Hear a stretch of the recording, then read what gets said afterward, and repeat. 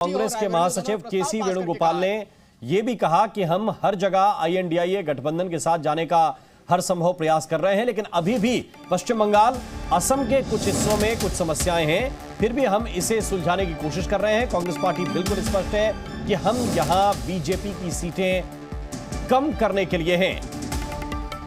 We are trying maximum possible way to go with India alliance everywhere. But still there are little bit issues like West Bengal, somewhere in Assam like situation is there. We are trying to sort it out, that issue also.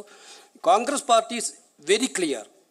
We are here for reducing the BJP seats in a maximum level. We are ready to sacrifice anything for that, reducing the BJP seats.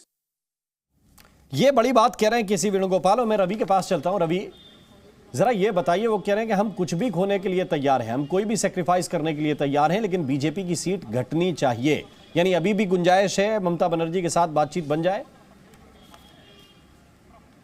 अब बिल्कुल बिल्कुल देखिए, इसकी गुंजाइश है, क्योंकि ममता बनर्जी ये शर्त रख रहे हैं कि अगर बंगाल में वो 2 से ज़्यादा सीटें देंगी। कांग्रेस पार्टी की 2 सिटिंग एमपीज हैं, एक अधीर रंजन चौधरी और दूसरा मालदा सीट है जहां से कांग्रेस पार्टी जीती है।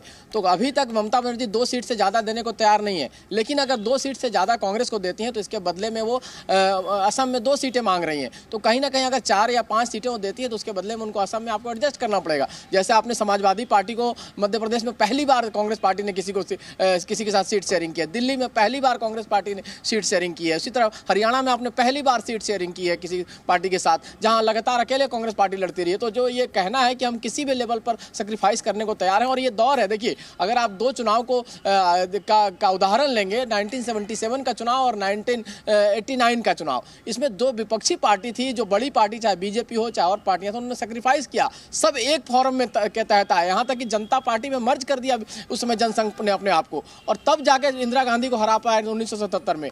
राजीव गांधी को हराने के लिए 1989 में लेफ्ट और राइट पार्टियां एक साथ खड़ी हो गई, सबने अपना ईगो छोड़ा, पहले हराना लक्ष्य था। तो वही लक्ष्य लेकर कांग्रेस पार्टी चल रही है। अब लक्ष्य पूरा हो नहीं हो इसकी गारंटी नहीं है, लेकिन टारगेट है कैसे बीजेपी को रोका जाए। मैंने कहा ना कि 1996। बहुत बहुत शुक्रिया, बहुत बहुत धन्यवाद आपका इस पूरे अपडेट के लिए।